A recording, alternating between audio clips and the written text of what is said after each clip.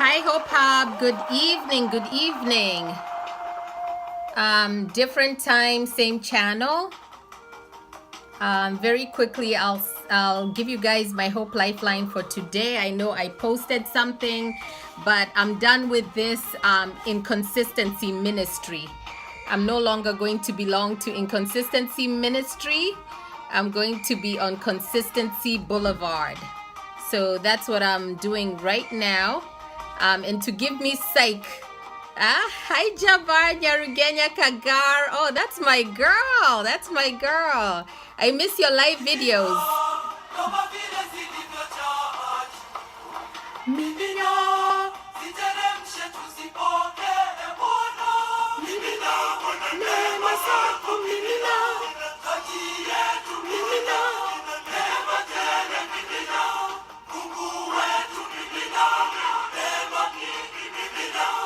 I love this song. You should watch the YouTube video.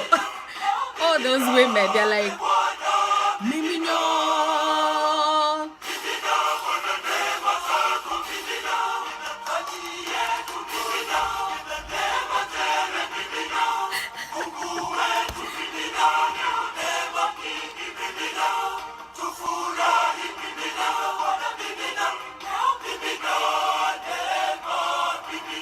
Hey, miminya neema zako Bwana. Mimina neema. Anyway, okay, so my kid has a concert tonight. So I'm looking forward to it, even though I don't know if I'll understand anything. He's in a Chinese immersion program. And it's my first time going to a Chinese cultural event where the kids are going to be performing, and it's going to be in the next 20 or so minutes. I have to get him there so he can, you know, get ready, go on stage, and then we get to eat Chinese food. I wonder whether it's gonna be like real Chinese. Okay, whether it'll be real Chinese as opposed to the Chinese food we get as delivery here. So anyway, I hope you guys are having a fantastic, today is Wednesday, and today is God's Words of Wisdom Wednesday, and you know, y'all, I don't miss no Wednesdays, right? So I'm gonna give you my word of hope for your day, even though it's a little bit late, but it's better late than never, right? So, okay, so what I was gonna read to you in terms of the devotional this morning was this scripture. And the subject is run free. Run free. So that's your word, run free. And the scripture says, but Jesus looked at them and said, with man, this is impossible, but with God, all things are possible. And that's Matthew 19:26.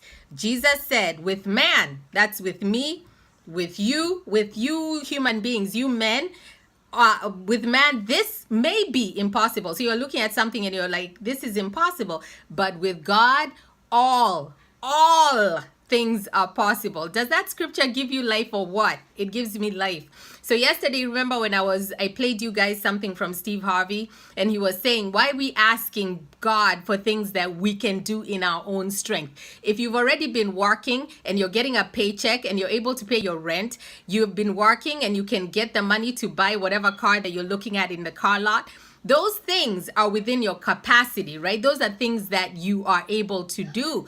But God can do more. And so that's what we need to be asking for from God. Are those things that you really look at and you think, this is impossible, right? This is what I really should be asking God for. Are those things that are in the realm of the impossibility and not those things that you can do already with your paycheck, you can do already in your own power? Those are the things you should be asking from God.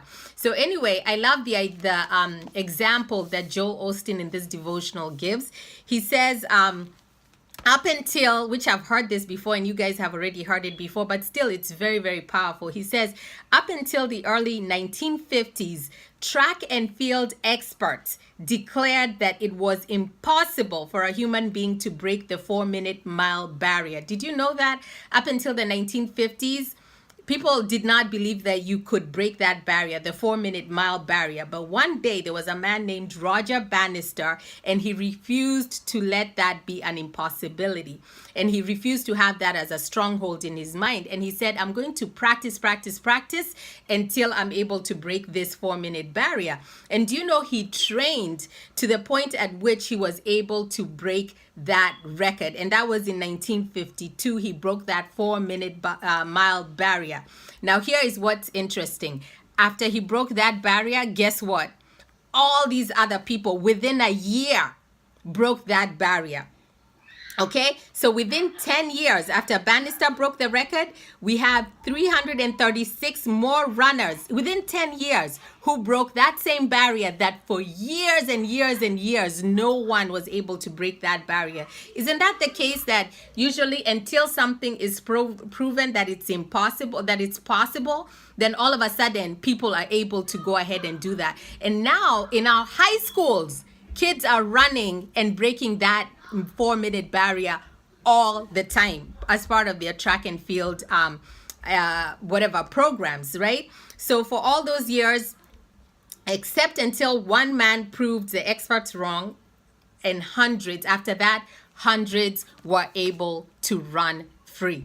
And so that's your word for today, is really look back and see how many things, not only in your life, but also when you look at our lives here in the United States, our lives across the globe, how many things were proven to be impossible, right? Up until 2008, no one believed that Barack Obama, that a black African American could become president of this country, until he proved them wrong, right? And now we're waiting to see, which I believe 2020, right, that we will have an American and a woman run and be elected president of this country. Until it happens, then people consider it an impossibility. So there's so many things that you can look back across even the last 10 years that were impossible, and now they're possible. In the last century, if it wasn't for Albert Einstein, we wouldn't have lights, we wouldn't have the light bulb, right? But up until he created the light bulbs, and 10,000 times he tried and failed until he was able to create a light bulb, no one believed that you could have light in a capsule. Everybody believed you had to have a match, you had to have some kind of flame in order for you to have light. Like there had to be some kind of flame and fire that you're going to light up, and then in order for you to have a light. But now it's like you just go into a room and you switch on the light. But there was a time when no one believed that that was possible, right? And I talked about Barack Obama, but also think about Martin Luther King Jr. We just spoke about him in January. Until he believed and had a dream that one day, right, people would be judged by their content of their character and not by the color of their skin. Until he believed and he went and he spoke that into existence and he built a movement around that, it was an impossibility. Mahatma Gandhi, until he believed that the Indians could overthrow the government, the UK, the British,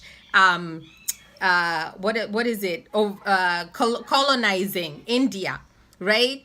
Until he believed that that was possible, it was an impossibility. There's so many things in the realm of that were supposed to be in the realm of the impossibility that today, can you hear my kids? Can you hear my kids? I told them I was going to be on a live video. So anyway, my point is, whatever it is that you think is an impossibility in your life, think about all these people I'm mentioning. John F. Kennedy, until he said in 10 years we're going to put a man on the moon, it was an impossibility. And now, in this planet, we're now looking at what planet light years away can we as a human race go and occupy and actually utilize for our own use, move there and actually use the oxygen there and use the agriculture there. It is possible, right? So 4 things to keep in mind in terms of how to make the impossible possible. Number 1, your negative beliefs are powerful. Hi, Erico Boko, how are you? So your negative beliefs are powerful. Do not focus on the negative beliefs that you have in your mind, because if you believe something is impossible, that belief will erode your self-confidence, and then that will turn into a self-fulfilling prophecy. So if you believe that something is impossible, guess what? It's going to be impossible. And then your positive beliefs on the other side are also just as powerful. A lot of people who have been, I would say a lot of people who have been able to do things, people thought they were crazy to begin with.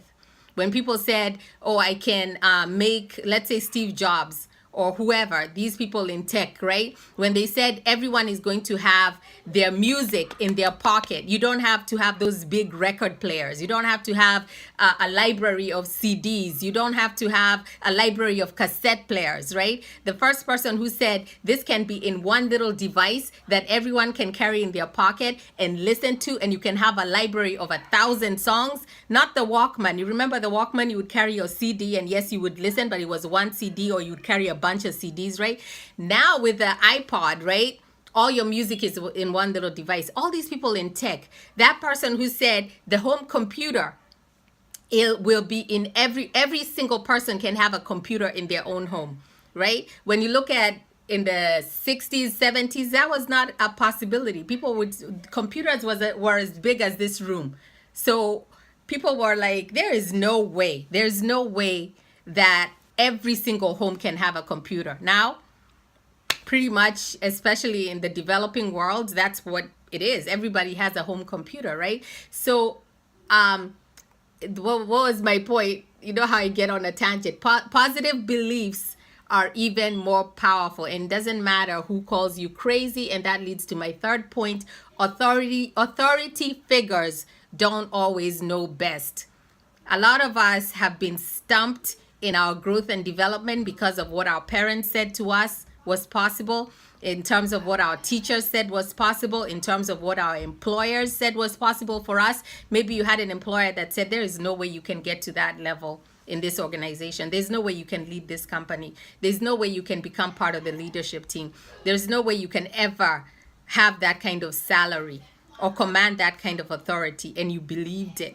Authority figures don't always know what's best. Do not listen to any of the naysayers in your life. And then finally, believe in what's possible.